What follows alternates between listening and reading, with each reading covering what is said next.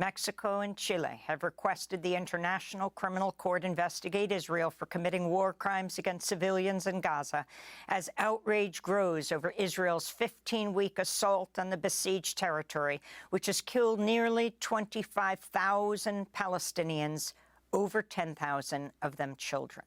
On Thursday, the European Union Parliament passed a resolution calling for a Gaza ceasefire on the condition that all hostages be released and Hamas dismantled. This comes as Gaza enters its 8th day under a near-complete communications blackout, the longest blackout to date. Israel's continuing to attack areas across the Gaza Strip. This is a Palestinian mother in Khan Yunis after learning her son had been killed in an Israeli strike. I'm hurting like a burning blaze. I told my husband, let's pray for Abdullah. He will come back. But it was my last goodbye for him. May God have mercy on his soul. They took my heart from me. I was waiting for my son, but he didn't come back. I hadn't slept for 3 nights praying for him. They told me he's in the European hospital, and I was praying that it wouldn't be true. In news from Israel, police have arrested 7 people after they blocked a major highway in Tel Aviv during a protest calling for Prime Minister Benjamin Netanyahu to reach an agreement that would secure the release of the remaining 132 hostages held in Gaza. Meanwhile, Netanyahu has publicly rejected calls by the Biden administration for the future establishment of a Palestinian state. He called for Israel to be in control of the region from the river to the sea.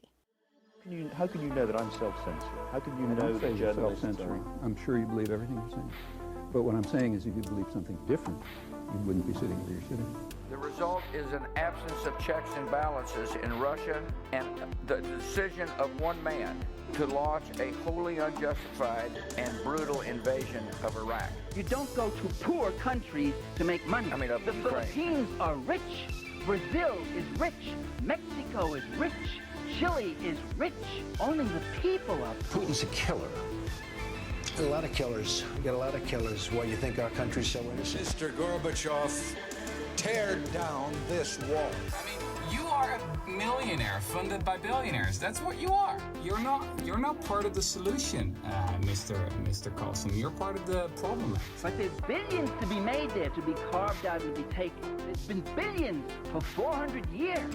The capitalist European and North American powers have carved out and taken timber, the flax, the hemp, the cocoa, the rum, the tin, the copper, the iron, the rubber, the bauxite, the slaves, and the cheap labor. These countries are not underdeveloped, they're overexploited.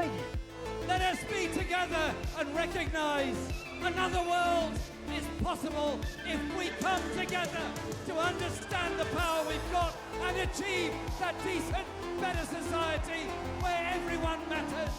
I don't know who created Pokemon Go, but I'm trying to figure out how we get them to have Pokemon go to the polls. We are the ones that are suffering in the corporations that you're talking about, the businesses that you're talking about, and the warehouses that you're talking about. So that's the reason why I think I was invited today to speak on that. You've deflected from the actual argument at hand. What I try and do is be fair about Trump. What you do and to no one is else. be relentlessly anti-Trump and relentlessly pro somebody like Obama. I'm not pro-Obama. I've been a critic of Obama. I'm a critic of the Democratic Party because I'm literally a communist. So just take that into consideration that the people are the ones that make these corporations go. It's not the other way around. And as the mole of history returns to the surface once more, we're here. I'm Tom. And I'm Fred. And you're listening to The Tunnels, a podcast by The Mole, which you can support at themoleworld.com/support.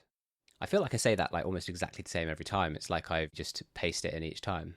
Yeah, well, you've got your patter now. Yeah, exactly. It's settling in. So this week we're talking about the ongoing genocide that's been taking place in Gaza since October the 7th of last year, 2023. and which we did our best to lay out some of the context, or as much of the context as we could at the time, in part 1 of this 2-part episode. And on that subject, there were a couple of things that we were conscious of after pressing stop on the recording that we sort of realised we hadn't covered that we should have. So we're going to start the episode by sweeping through those and then move as quickly as we can on to what's been happening over the last few months, because there's a lot to cover and talk about. So we were going to start by talking about the March of Return in 2018, where thousands of Palestinians marched peacefully up to the wall that separates them from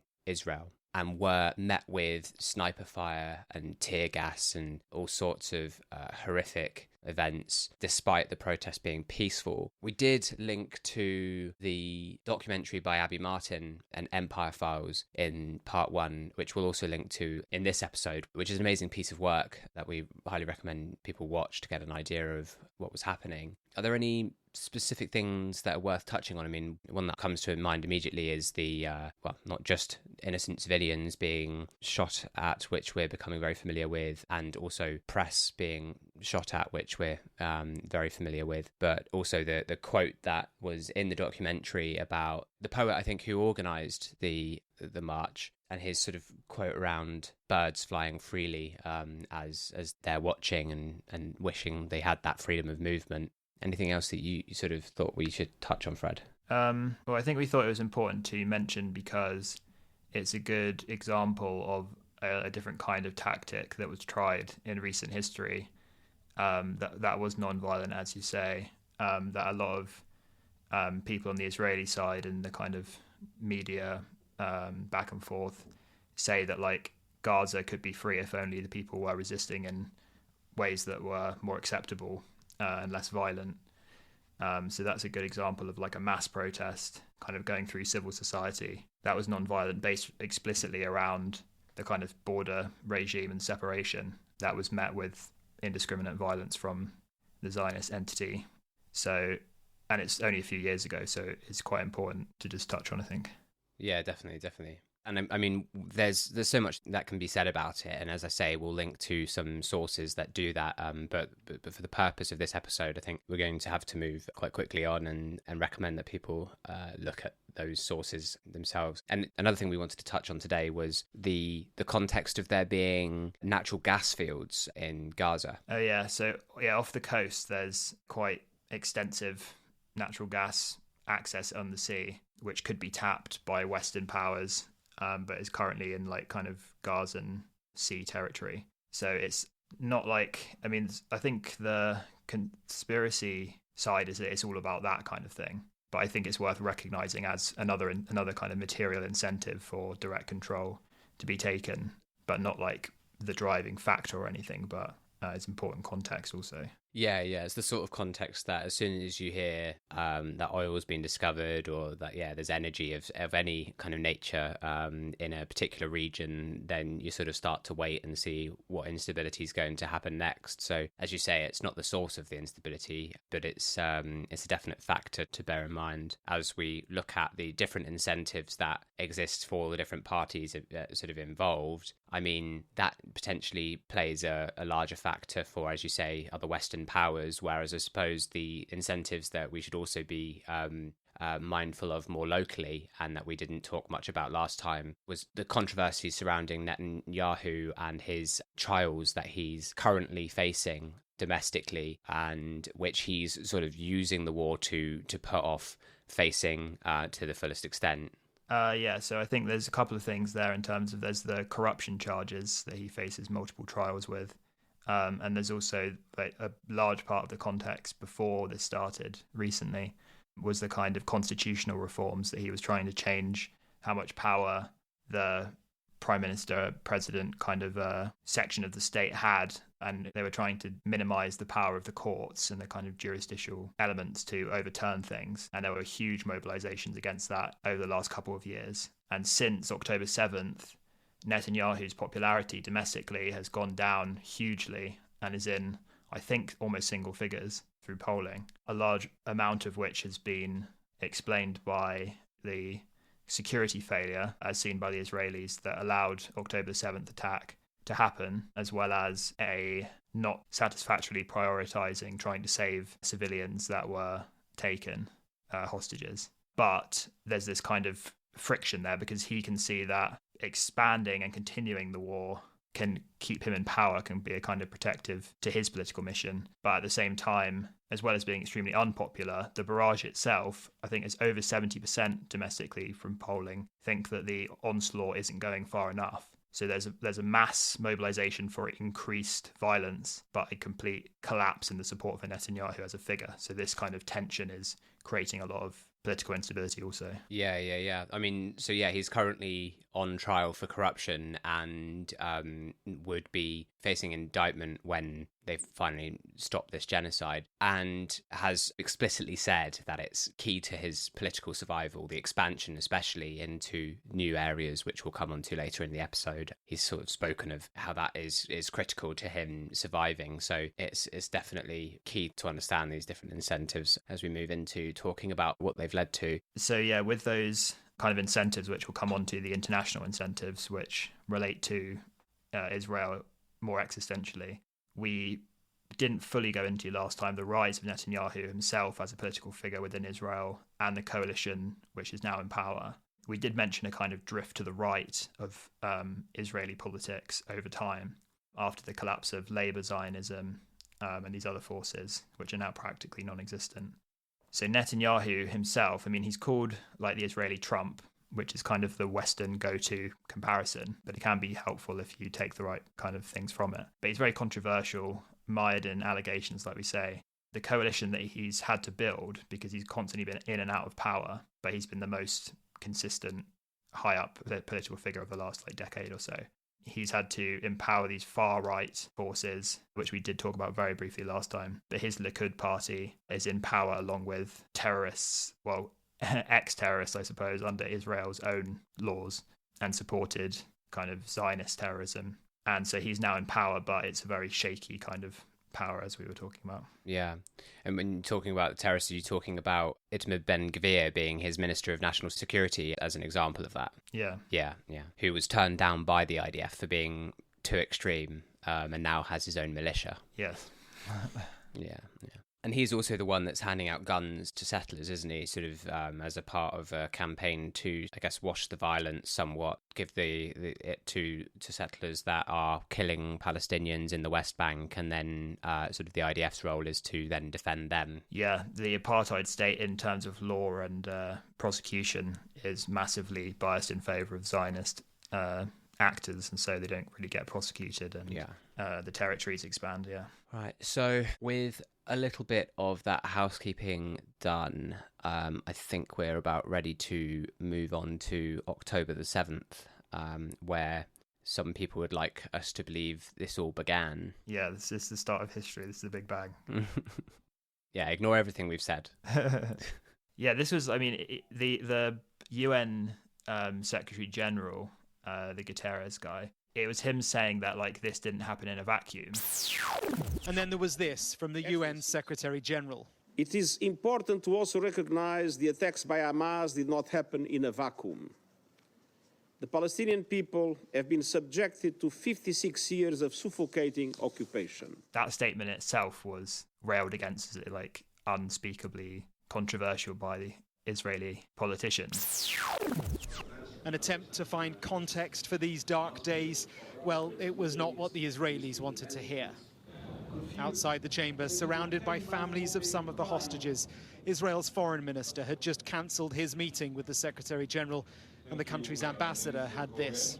The Secretary General must resign. This building was established to prevent atrocities. How can the Secretary General, with his words, justify in any way the terrible atrocities that happened to our civilians, innocent civilians? And that was just such a almost metaphysical, strange twist of context, isn't it? Where just the statement that something has context and doesn't entirely lack context is itself you can't entertain it. How dare you? Yeah. Yeah, absolutely. I mean, it's as is the case with a lot of what we're going to be talking about, it's so overt, the contradictions and the racism, the genocidal intent. I mean, we'll come to all of that, but also just the version or the lack of history that they want us to sort of follow, that they want us to believe is the case, and how much it like rallies against what we can see to be true.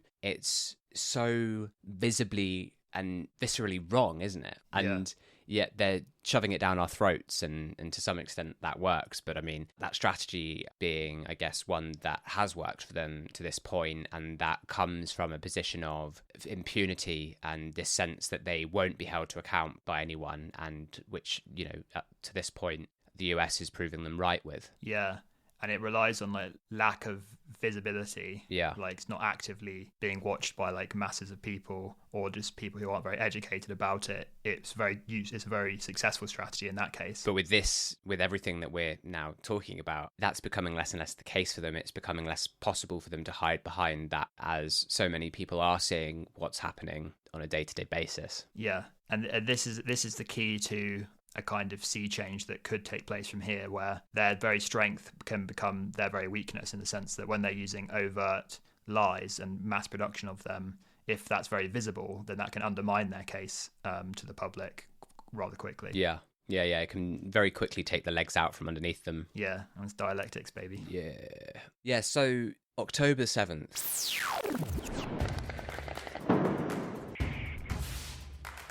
A massive surprise attack on Israel by Hamas, the group that controls Gaza, has quickly escalated into the most intense conflict in decades. An unprecedented military operation by Hamas and a colossal failure of Israeli intelligence. You had all these gunmen entering up to 22 different locations outside the Gaza Strip.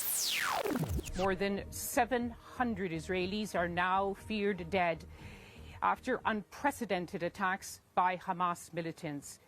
It represents the biggest loss of life in a single day in Israeli history. Hamas, which is designated as a terrorist organization by many Western governments, including the United Kingdom, is still holding out in parts of southern Israel, where they're coming under attack by Israeli forces.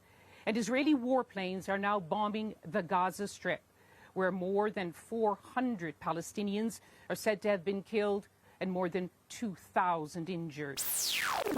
Israel responded with a large-scale counteroffensive on militants in Gaza City, and Prime Minister Benjamin Netanyahu declaring war, telling his people they will fight to win. Citizens of Israel, we are at war, not in an operation or in rounds, but at war. This morning, Hamas launched a murderous surprise attack against the state of Israel and its citizens. In the meantime, I call on the citizens of Israel to strictly adhere to the directives of the IDF and Home Front Command. We are at war, and we will win it. Joe Biden is vowing to stand by and support Israel, stating that our ally has a right to defend itself. Murdered in cold blood on a sunny Saturday morning, the bodies of some of the victims of the Hamas attack have yet to be removed. The blood-splattered cars where they were killed are parked a few feet away. The vehicles pockmarked and broken by the hail of bullets. This was a coordinated attack on the town of Sderot. The road leading to it is lined with vehicles attacked by Hamas as they drove towards the city in this surprise attack. Some escaped on foot, but many were killed or taken hostage and driven to Gaza.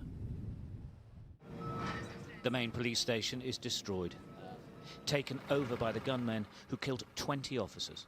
The scale of what happened here is clearly unfathomable for the people of Israel. Nobody ever thought this was remotely possible. In the end, the defense forces destroyed the station. In many ways, it's a symbol of a security system that simply failed. I mean, it feels like, okay, well, let's move on to it. And then immediately it's like, okay, so some context. Yeah. There's the Saudi-Israel relations that were taking place, like Abraham Accords that were happening just as October the 7th happened. And there's a relevance between them, aren't there? You happy to speak to that? Yes. So the attack on October 7th, which was called the Al-Aqsa Flood by Hamas and other resistance groups, right? Yeah, Al-Aqsa Flood battle, the Operation Al-Aqsa Flood. Yes. So there were at least two immediately precipitating things. The first, which was particular incident more, was the invasion of Al-Aqsa by the IDF and the kind of these viral images that came out of the IDF beating the people who were trying to pray in there, and tear gassing them, breaking windows and everything else in Al-Aqsa, which is in East Jerusalem.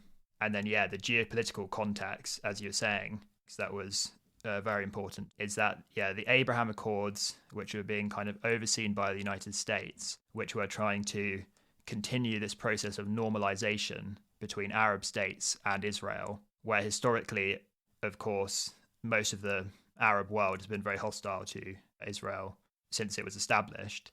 And then over time, Western powers have managed to move at least the ruling classes of these countries to closer alignment with Israel to back up the Zionist project. We touched on very briefly last time, this has erupted in things that affected it, like the Arab Spring and stuff, where there's widespread among the population at large adversarial attitudes to Israel.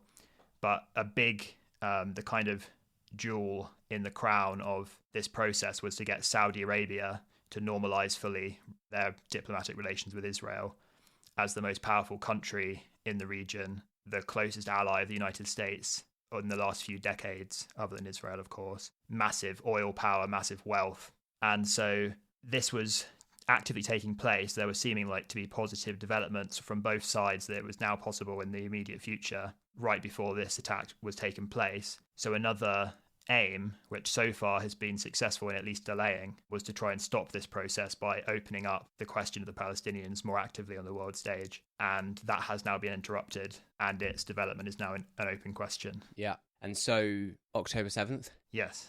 There's a lot to try and cover here, but there's also a sort of a lacking of any official timeline, and that in itself being quite stark and something to be very conscious of and to question how there hasn't been an official timeline of October the 7th yet. There's been some pretty good, or at least there's been some decent attempts by different outlets to stitch together what's known in some sort of timeline. But what we can sort of say I was going to say with some confidence, but even this is somewhat difficult to be confident about, because one side says that they fired 5,000 rockets and the other says that it was 2,500 as far as I can tell. But Hamas says it launched 5,000 rockets in an initial barrage, and then it was about an hour later that fighters crossed from Gaza into Israel, both on land, air and sea. There were gliders, weren't there, that went over the wall. There was a couple of jeeps that went through, or I don't know how many jeeps that went through with fighters on board, and then kind of boats that went round.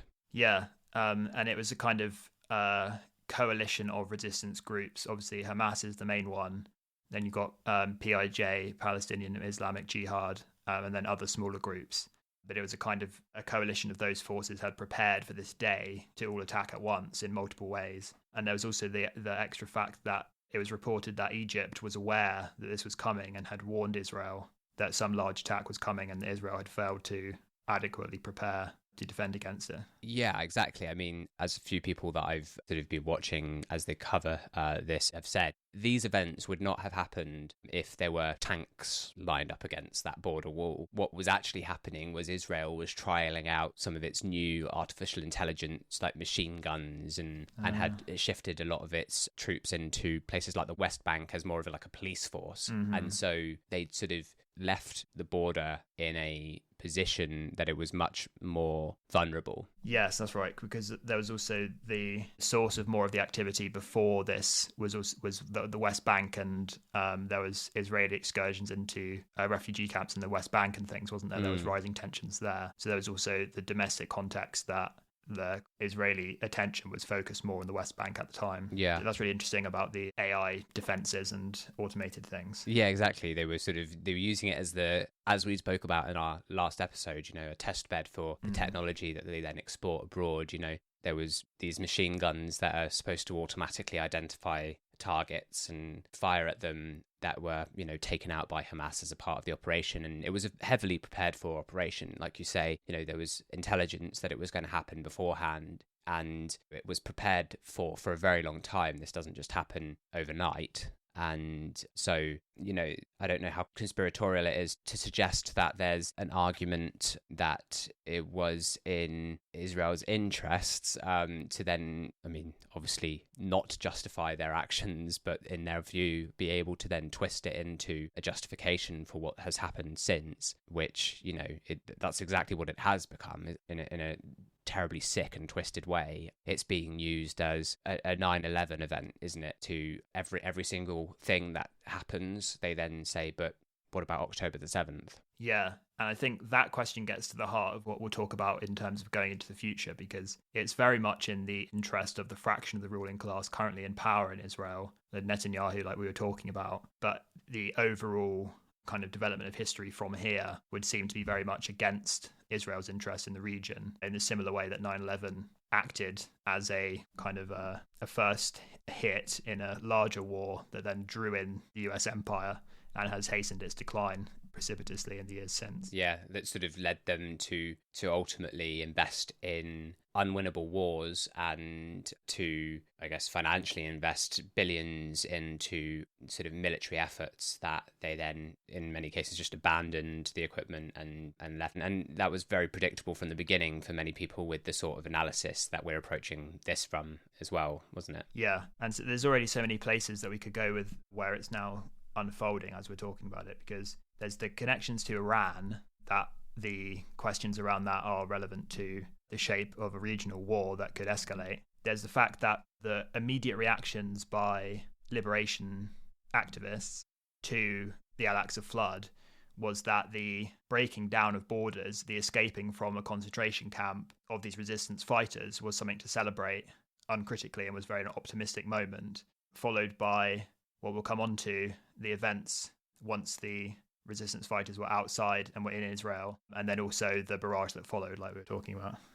The other thing, which we're already touching now on areas that we'll have to be careful of what we can and can't include, I suppose, but from the perspective of national liberation politics, the Al-Aqsa Flood was quite groundbreaking in terms of tactics, scale and success, in a similar way to 9/11 as well. But you know what I mean?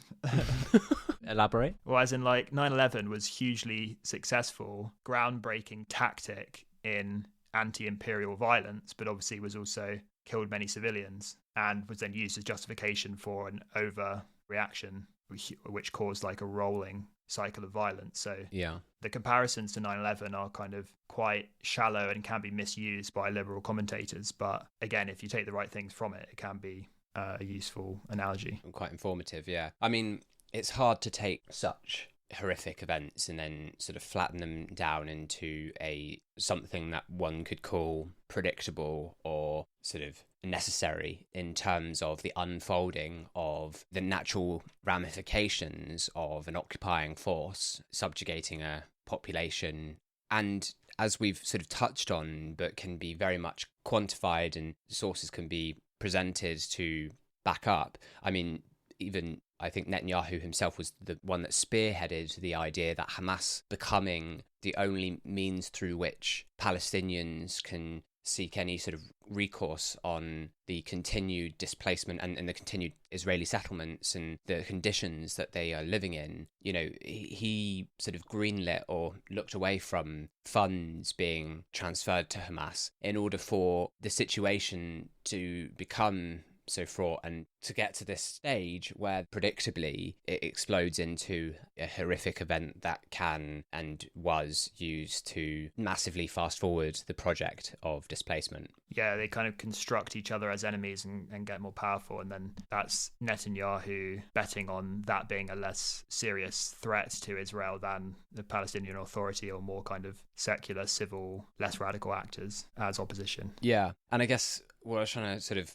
get at the beginning there in response to what you were saying is that, like, to say that it is an event, October the 7th or 9/11 were events that were a culmination of exported violence and projects of genocidal intent with horrific outcomes that produced extremist elements and which lead to big chapter moments like they were, and there's no sort of disputing the fact they changed the momentum and the direction of events in various ways. They are just a natural part of the unfolding of history when you look at it like that. Yeah. However, we're not trying to flatten the reality of what happened. I mean, it's interesting and relevant to mention that the numbers that were published by Israel have since been revised multiple times downwards to almost, I think, half of what they originally were in terms of the fatalities that happened as a result of October the 7th. And alongside that, there are more and more cases, eyewitnesses, and simply just sort of stories that are there to be seen, told by eyewitnesses of the IDF shooting indiscriminately at Israeli citizens as well as Hamas militants and other militants, even to the point that it was only, I think, yesterday or the day before that I was listening to the fact that, you know, Apache helicopters were firing at vehicles, and even though they'd seen that it was just like white Jeeps that had come through the wall, they were firing at, you know, like Peugeots or whatever it might be, just normal cars, as a part of their reaction to the events. So even with easily scrambled intelligence on the day of it happening, there was this example of this blanket response that is blind to who they're firing at, and really sort of, as much as they speak of how sad they are that the Israeli citizens were killed that day, we have no idea how many were killed by who. Yeah, this is like such a critical unfolding of events to understand, but such a difficult one to pass, because it was the main source, as we were saying, of the sudden bombardment in the media of Israeli propaganda and claims, a lot of which have been walked back, like mass rape, beheadings of babies, things like that. Part of the source of the overcount for the number of civilians killed by Hamas and other actors was that there was people who were so badly burnt they couldn't identify them, and then when they did, they realized they were resistance fighters that they'd included in the count. So as you say, that's been revised down multiple times. The lowest one I've seen is like in the 800s or something. I seem to have in my notes like down towards 600s, but I mean, who knows? Yeah, the specifics are impossible to tell right now, basically. Yeah. Oh yeah, so the reaction from Israel once the security state realized what was happening, because as we said, it was distracted and underprepared, seems to have then been an overreaction that was too wide. Even in the kibbutzes, there was evidence that tanks had fired on the houses, because there was damage which they were showing off as the damage caused by these resistance fighters. But those resistance fighters weren't armed with anything that could cause that kind of damage. Yeah. And then it's also important to disambiguate that most of the targets hit by the resistance fighters were military, and among the numbers in that count, they weren't disclosing who were military targets as well, who under international law are seen as fair targets for groups that are occupied to attack. And then I think originally it was claimed however many children were killed.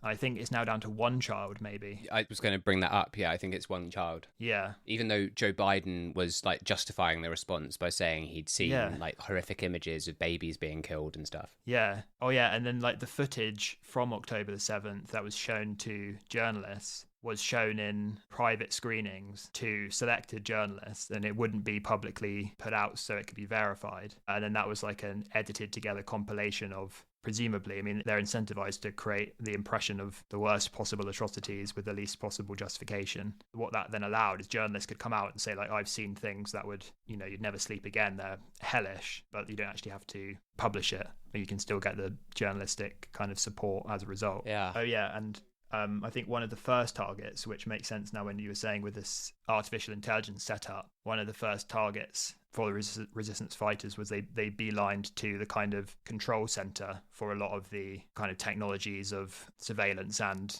defense. They took that out very quickly, and the people who were manning it, and so that scrambled. Like it had gone dark. The area had gone dark compared to the control that Israel is used to having over the area. So that also meant that I think the reaction by the Israeli forces was like hours later or something. Yeah, well, I think there were people who'd gone into their sort of safe houses or their sort of bunkers or whatever it is, and they were there sort of the next morning, and the army still hadn't turned up.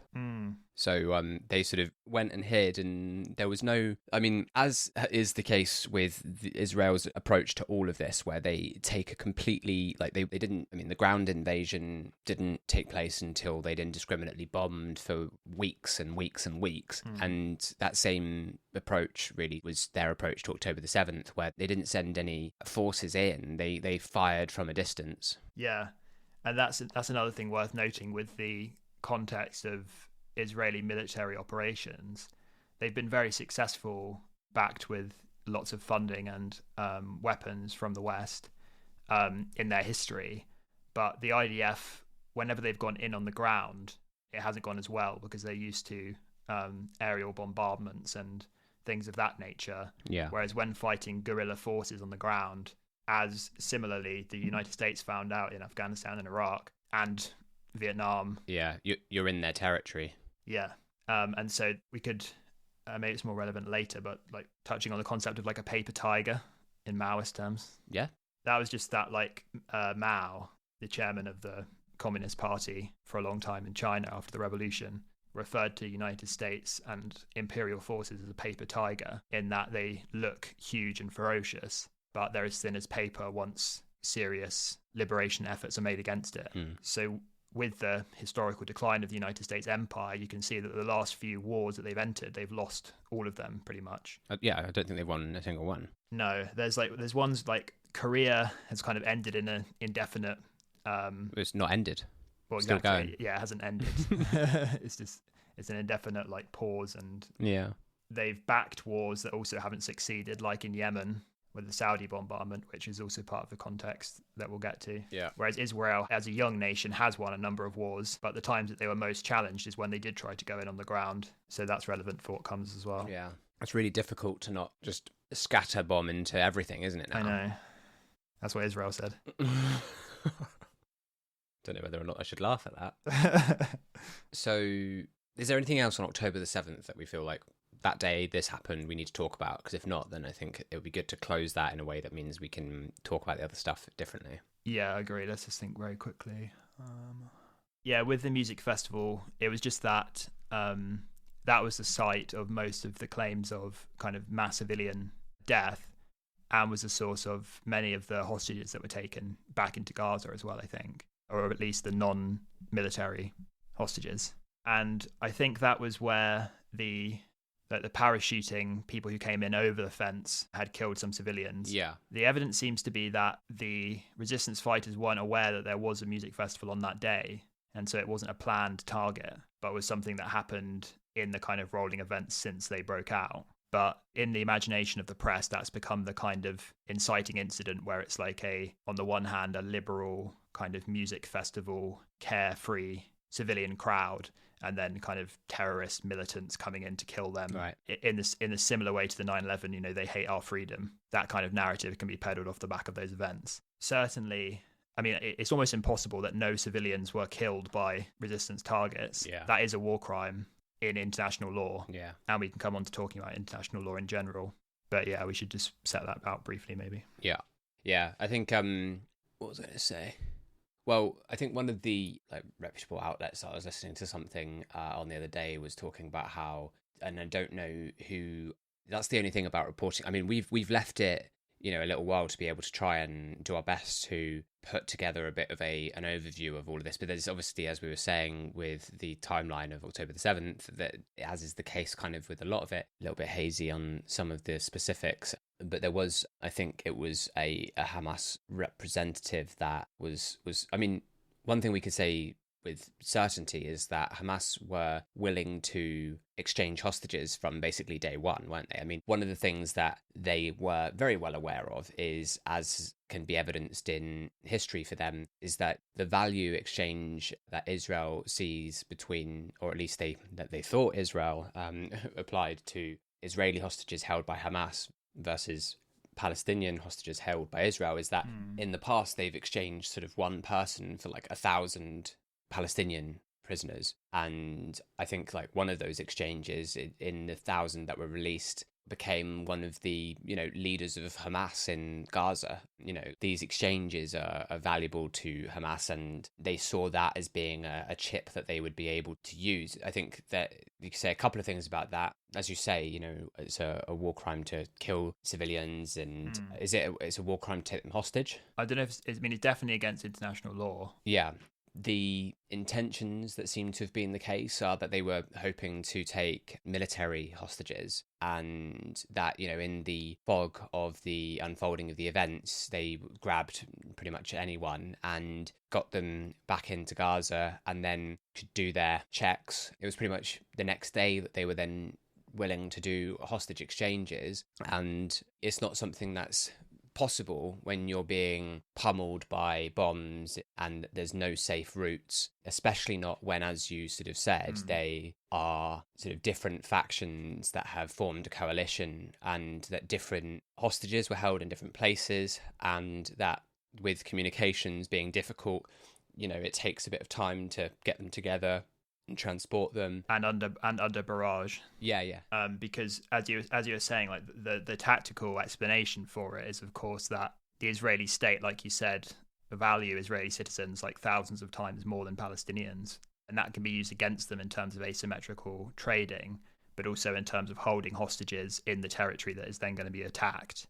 Because the only thing is that it didn't seem to turn out that way. Yeah, but it increases pressure on Netanyahu's regime, I suppose. But for them themselves, it hasn't made much difference. Yeah, exactly. But I think it is really important to sort of stress the point that the hostage trades, because it's being used as, I mean, it was even today that I watched that clip that you sent me of Suella Braverman, the former Home Secretary, at the protest for Israel, like solidarity, and talking about how important it is that they get the hostages out. Former Home Secretary Suella Braverman was also in the crowd and joined in a 100-second silence. We need to stand with Israel continually throughout this bitter and cruel and evil conflict. And that has been the line that's been towed by Western powers since the beginning in Western media, and there's obviously no appetite to do that if you're continuing to drop thousands of bombs. And I mean, we've sort of somewhat moved into talking about the hostages, haven't we? Should we handle that subject sort of in its entirety while we're here? Yeah, and that's a good point, that in the outside Western world, having troops on the ground within Gaza can be somewhat justified by the claim that they're trying to rescue hostages. And I think it was also in a letter by Biden very, very recently as one of the main aims. Yeah, well, I mean, there's some of the international reaction, like the celebrities signing on to a letter. It's a huge part of the messaging around sort of the validity of Israel's actions since October the 7th. And yet, when you look at it in terms of like the reality, they obviously don't want to get the Israeli hostages back. And there's lots of reasons why that's the case. I mean, one is that when they finally did have a sort of so-called cessation of hostilities and they were able to do some hostage trades, the women that were released were, in different ways, you know, with different sort of views on their captors, were talking of the fact that they weren't terribly treated. There were claims by some of rape, but only, such a horrible way to sort of follow up that, but what I was going to say is, but only sort of second-hand witnessing of it, in terms of there's no person that claims to have experienced that treatment themselves and who is willing to actually speak on the subject. Yeah, there was a whole segment put out, I can't remember which press outlet it was, but it was an interview with one of the hostages who was released, an Israeli woman who at the time she was released was saying that they were treated well, and then a couple of months later came out with an exclusive interview, the main emotional claim of which was that she wasn't raped, but she felt like she would have been if the person's wife wasn't there. Yeah, exactly. I mean, these claims being conjecture about like what would have happened that didn't happen. Yeah, and it was also like a child didn't give her sweets or something, like she gave other people sweets. Yeah, there was a story of a child offering a sweet and then taking it away. You know, you can imagine any child doing it. And the lady came away from that with the story that the child had raped her with his eyes. Yeah. But it's important to say that in these horrific exchanges, that rape is a reality of war. That is a horrific crime, and that, you know, we're not saying hasn't happened and any cases of it is horrific to imagine, but it's just to sort of say that the fact that it's so difficult to talk about is exactly why it's used as a tool to justify outsized reactions and responses. Yeah, because there's both sides in contradiction. The side that it is a reality of war, And the other side being that claims of mass rape is also one of the first like propaganda weapons of war. And in this context, the kind of colonial history of non-white people raping specifically white women has been like a rhetorical trope. I saw it said, like, I don't know, because obviously we don't know the specifics, like we can't substantiate the accuracy, but someone was saying that if you think that resistance fighters in Israel, for like the hours that they'd escaped their concentration camp, were raping whilst they were like being targeted by one of the most powerful military forces, then that kind of, a lot of that will be motivated by racial tropes, brown men raping white women. So all of that is in play. And the same thing is of killing children, and especially beheading babies, is almost like the worst, because a similar where was it? I think it was Iraq or Afghanistan. There was claims of like the resistance were taking babies out of incubators and things like this. So it's a maelstrom. Well, yeah. I mean, we'll come back to that because there's very real evidence of that happening to children in Gazan hospitals as they run out of power, and we'll come to that. Yeah, and that's another dynamic that people calling out in terms of every accusation is a confession, where a lot of the time the accusations that are made you can't find evidence for, but you can find evidence for Israel having perpetrated something very similar to that in the past. Yeah. So I guess something that I've got in my notes that I just want to kind of add to what I've already said is that, you know, everybody wants to know what actually happened. You know, like we're saying we would like to know exactly what did happen, and assessments have to be done to establish that. But to suggest that it's bad to ask for proof is ridiculous. I mean, that's the stance that Israel is taking to any accusation or any question that's raised by, for example, the media, and their representatives in the media are sort of saying, like, basically, how dare you ask for proof? But we're saying that actual assessments need to take place into what took place. Yeah, it's like when your enemies are context and evidence, it's a bad sign. So we should carry on the conversation about hostages. We may well sort of loop back to October 7th, but we've probably covered the headlines that we planned to speak about there, didn't we? Yeah. So after that, it was immediately followed by a huge barrage on Gaza from the air by Israel. The hostages were taken into tunnels, and the fighting on the ground didn't start until a bit later. Yeah. But I can't remember if I finished that point on reasons that Israel obviously wouldn't want, or doesn't seem to want, to get their hostages back, because that is the continued experience. We're now on the 15th of January 24, and the reasons that Israel obviously don't have an appetite to get their hostages back, I mean, the ones that were released, obviously we've spoken about some of the things that they said, but they also spoke to this repeated shelling that they were confident they wouldn't survive. All of them have come out saying that they are completely traumatized by the bombing that was happening around them and the fact that they thought they wouldn't get out. And obviously the experience of being violently taken hostage in a situation where it's happening at light speed and shelling is coming at you in itself is massively traumatic experience. But they do speak of eating the same food as their captors and everything as well, and these aren't the sorts of messages that Israel wants to be coming out. Yeah, there was a infamous like kind of fist bump moment as well with an old woman. Yeah, I think she said like peace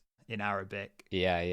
Yeah, and during that release, that was when Itamar Ben-Gvir, who we've already talked about as being previously declined from the IDF for being a terrorist, he was the one who implemented the policy of expressions of joy will be classed as showing support for terrorism during that trade. And when the Palestinians were being released and able to go back to their families, you know, it had to sort of happen behind closed doors. Like they'd come in and you'd see this like footage of people being like so excited to see their family, but like, oh, close the door, you know, like as in we can't let them see that we're happy about this and things. It's absolutely horrific. I think this is a direct quote from Itamar Ben-Gvir. So it's, expressions of joy are support for terrorism, and celebrations of victory give strength to those same human scum and Nazis.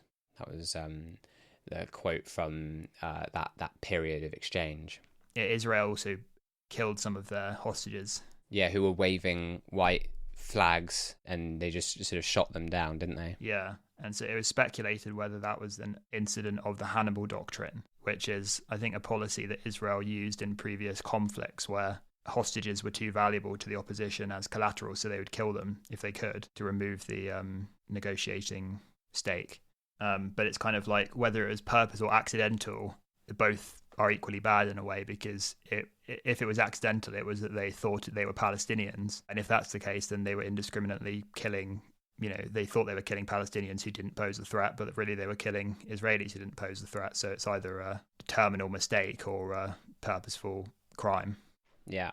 So I guess on the flip side of this is the hostages, or as they are called in Western media, the prisoners that Israel has taken. So we've got the hostages that Hamas has taken, and supposedly the prisoners that Israel has taken. But the hostages, as I'm going to call them, that have been captured by Israel, who, I don't know if we spoke about it in the first episode, but, are trialed on the military tribunal rather than in a civil court. And so, so the detention that they have to endure is sort of horrible conditions. And they're convicted of a crime over 99% of the time for things like throwing a stone and being put in prison for up to 20 years for something like that. These children being subjected to strip searching. And a report by Save the Children said that between 500 and 1,000 children are currently held in Israeli detention. So to think of those conditions and to consider that more acceptable prison type situation is holding double standards as well. Yeah, and the treatment of Palestinians within Israeli prisons.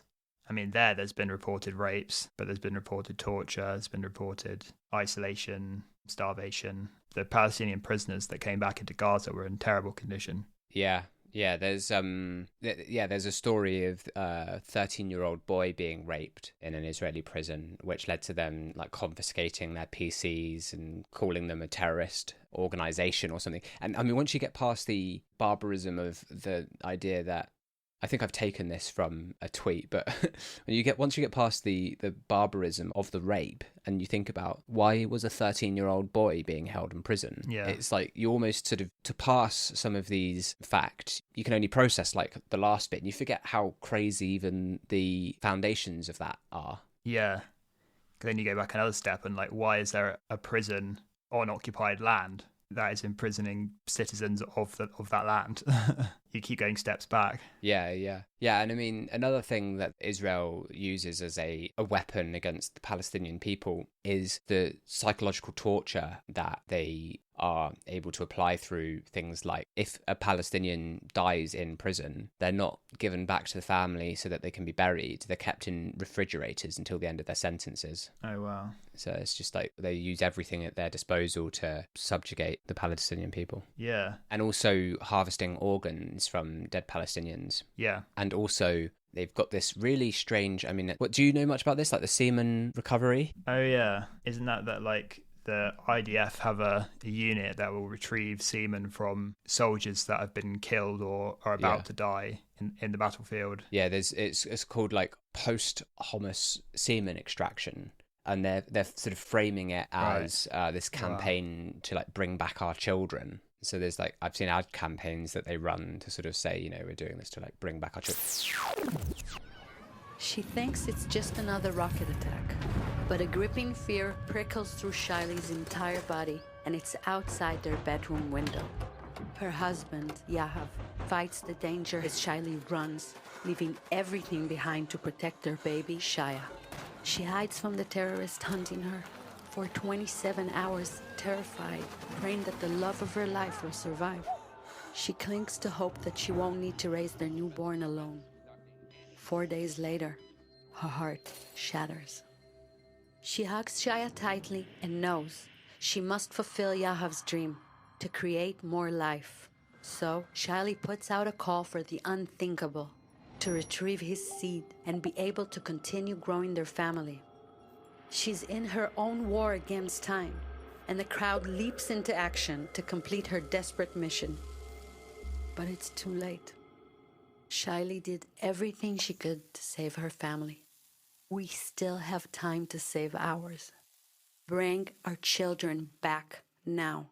Yeah, it's very strange. It became a kind of meme online for a while. Yeah, it's this bloodline stuff that's fueling it. Yeah, I was going to say that's a good segue into kind of the eugenicist side of settler colonialism, where there is a kind of morbid logic, because we're talking about how many children have been killed in a kind of, like, it's usually framed as like surplus death that they just don't care about kind of thing. But there is an angle to which Palestinian children are a direct threat to Israel as it defines itself, because demographically, obviously Gaza is very young. And when you're creating a kind of live settler colonial project, then like young generations of the people you're trying to displace are seen as like a weapon that will kind of overcome you and your majoritarian Jewish population. So babies and young people, and then as we see here, like the sperm of deceased officers even become kind of tools in that project.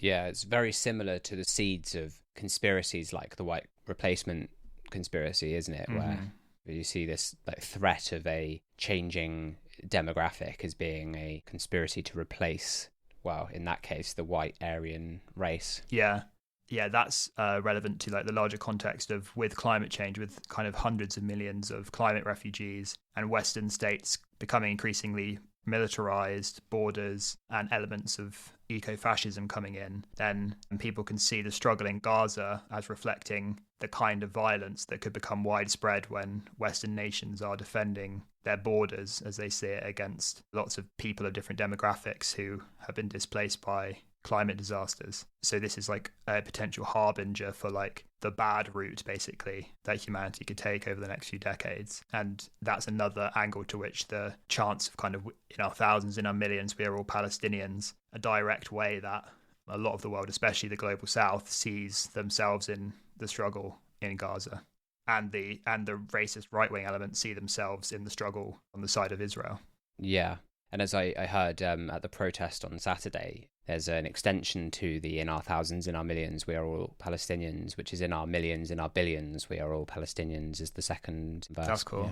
Yeah, and the size comparison between the Israeli one and the Palestinian one was also interesting, wasn't it? Because the Israeli one that you mentioned took place in Trafalgar Square, that Suella Braverman was at.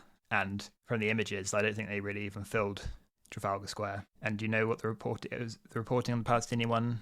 Between 300 and 500,000 maybe? Yeah, well, it seems to be like up to, but also potentially over 500,000. Yeah. Yeah, so there was scales of magnitude of difference there. Yeah.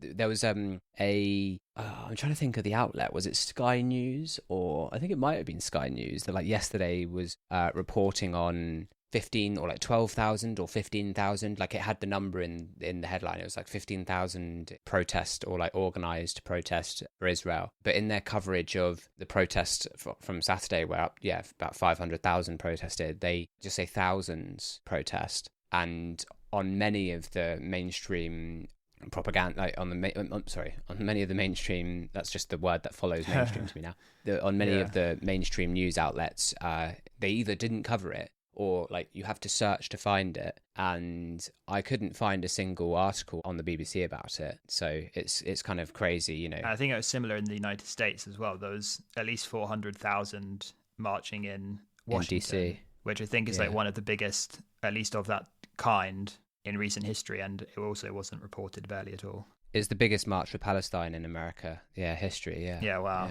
Yeah, so on the subject of propaganda, where do we go? I've got like headlines. Yeah, well, actually, I've interestingly got a picture of Keir Starmer having glitter thrown over him on October the 11th on the Daily Express front page with huge words across the front page, horror at pure evil beheading of babies. So just in terms of the stuff that we were talking about. And then actually even more like specific, the Metro front page of October the 11th was 40 babies murdered by Hamas. So it was 40 babies at that point that they were saying. And then sort of poignantly, and as you were sort of saying, like pointing the finger, meaning look at the pointing finger. Daily Mail quotes, this was a Holocaust pure and simple. The Times said Hamas cut the throats of babies in massacre. So just a few examples of the British newspapers and their response on the 11th of October. But it's sort of, I guess, one of the things that's interesting here is that, you know, if a fact, you know, in quotes, as the media doesn't really report on those, but if a fact is going to benefit Israel, if it's sort of Zionist commentary, then it doesn't seem to go through much of an editing process. It reaches unfiltered through most of the main outlets. But if it's going to benefit I guess, Hamas, but also just the Palestinian perspective generally. And those are obviously very separate things while being conflated all the time. It goes through layers of editors to the extent that it doesn't reach the piece in any way near the same substance as pro-Zionist commentary. And you can see that just in day to day when you read the news. The tone is so apparent that, I mean, it just screams out to me now. Yeah. But I don't know to what extent it does for everyone. It's just so obvious now, though. Yeah. Well, I think a lot of it, in retrospect, was learned from Iraq and Afghanistan with UK press, because any news that kind of furthers the line of the security apparatus, like British security, will get put into mainstream media outlets. And the most they qualify it with will like senior source claims or something like that.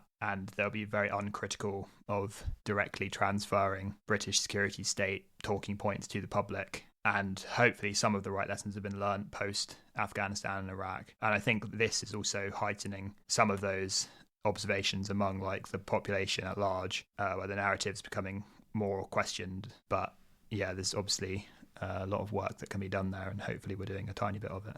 Yeah, exactly. Yeah, because all those headlines from October the 11th, the IDF wouldn't even confirm at the time. Yeah. But are being peddled by the press, so it's absolutely crazy. I mean, alongside all of that, there's Israel's approach to foreign press, to Western media. And I mean, I guess something that, as I say that, comes to mind is how when they've given evacuation orders, they've done it in English, online, which is both inaccessible and not in the native language of those that they're warning, which is obviously intended to give the impression to Western citizens that warnings are being given, but in itself sort of shows that they're not. And another example of that is the fact that the flyers that they dropped to warn people to evacuate had QR codes on that nobody could scan, and because they don't have access to the infrastructure in order to make use of that warning. Yeah. It's like humanitarian theatre for an international audience. Yeah, the humanitarian theatre is, a really good way of putting what they've been doing. I mean, people that come to mind when we talk about this are Mark Regev, who's the senior advisor to Benjamin Netanyahu, and who,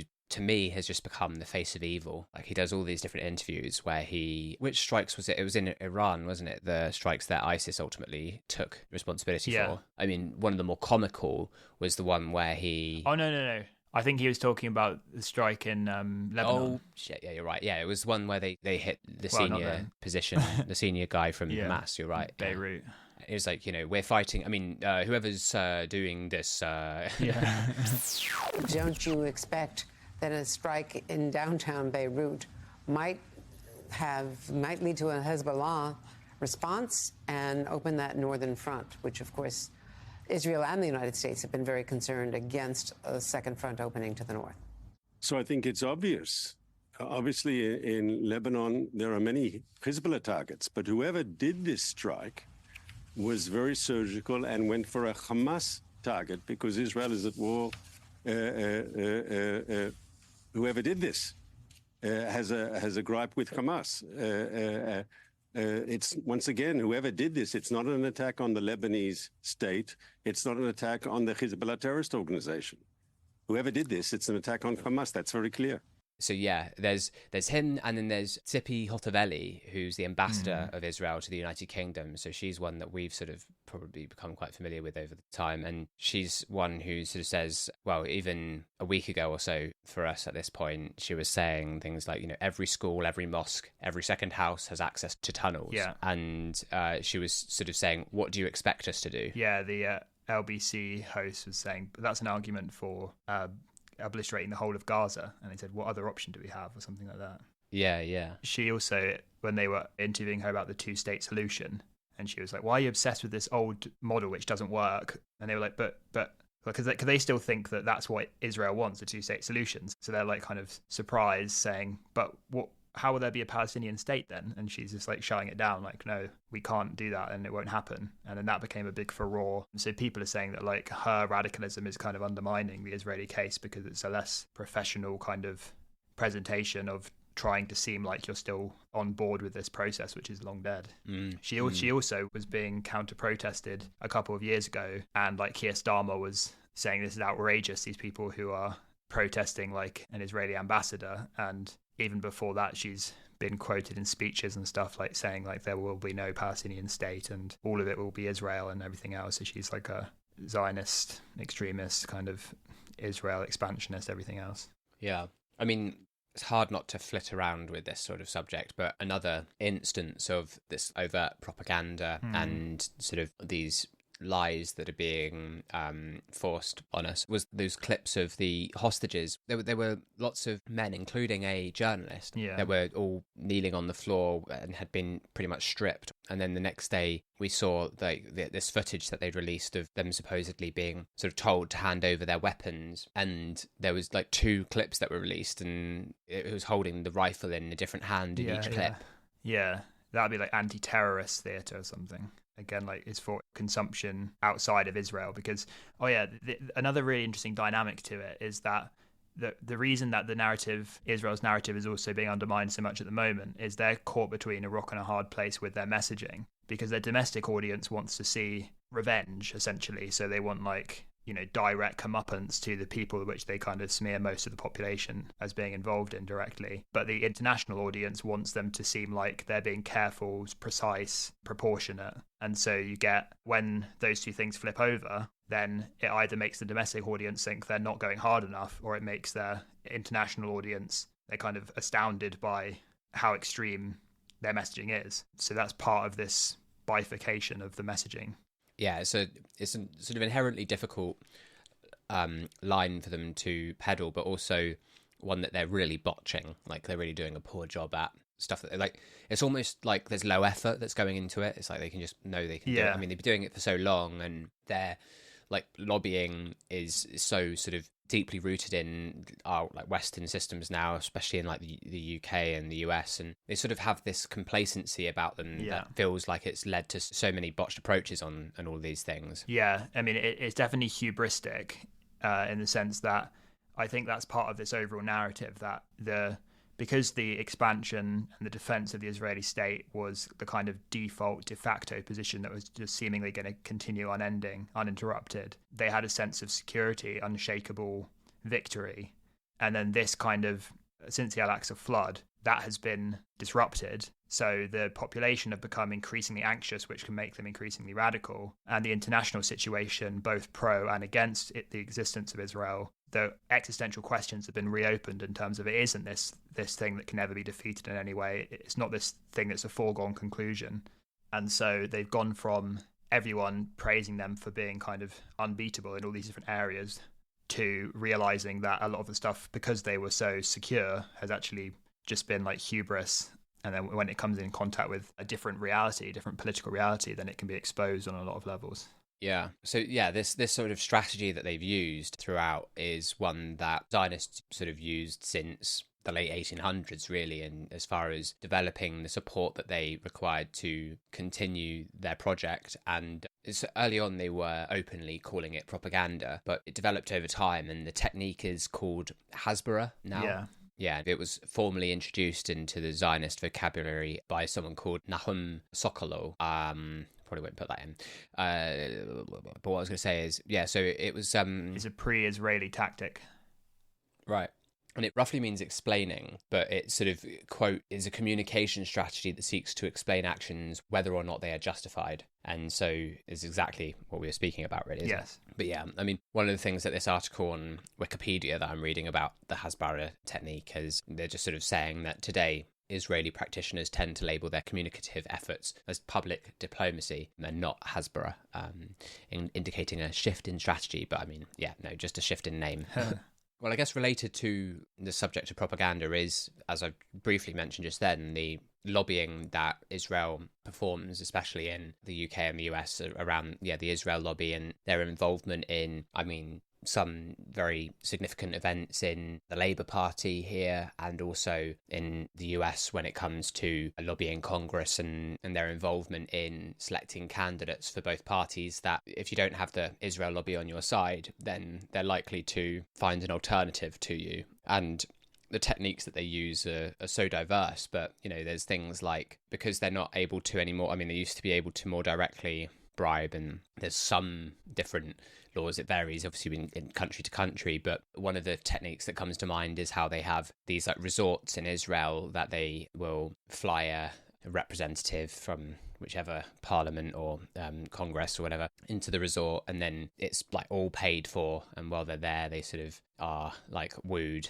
So it's a technique that's being used. I mean, it was only I think yesterday that you sent me the picture of the Labour Party MPs sort of over in Israel expressing solidarity as well, didn't you? Yeah, Labour Friends of Israel are a very prominent grouping within Labour Party, especially at the moment in the shadow cabinet, and Jewish Voice for Labour, a Zionist group within Labour, AIPAC in the United States funds a lot of races and things. Yeah, huge. And Jewish Chronicle is a Zionist publication that can do hit pieces on politicians that step out of line and things. Yeah.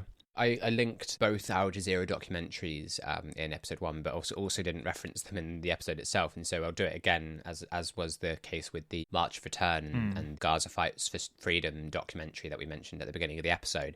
And those are really, really interesting to watch, because Al Jazeera, who has their own biases, and you sort of have to understand their positioning and their framing, and they're Qatari owned and whatnot. But on the subject of Palestine, has done some of the better coverage over this ongoing Holocaust, and so looking at their previous works, you can find some very interesting pieces. They did some stuff on the Oslo Accords and various other things, but the documentary on the Labour files and what was revealed about what happened during Corbyn's reign and how the Israel lobby played a significant role in casting him as an anti-Semite because of his views on Israel, and also the way that they manipulated. Well, I mean, it's hard to sort of compact into a quick overview, but it's very interesting. They do undercover sort of reporting and reveal lots of the secrets from inside the organisations that actively interfere in UK politics, and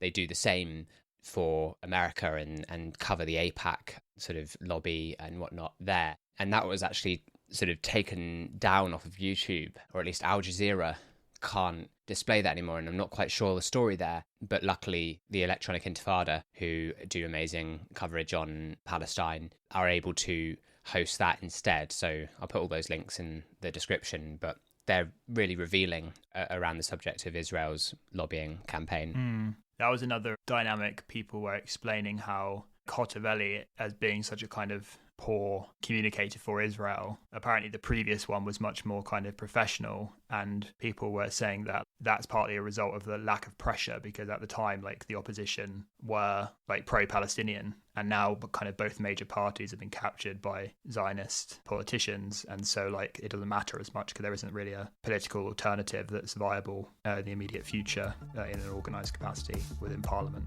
Yeah.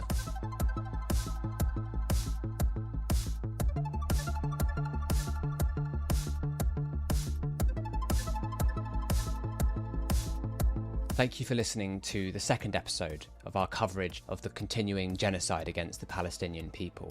We'll be back with a third part that covers Israel's war crimes, as well as an initial look at the widening war very soon. And so if you are interested in helping us continue to make these episodes and our videos that you can find on our website, along with details on how to support us, then please do head over there. It's themoleworld.com. And in the meantime, you bring the cheese. I'll bring the crackers.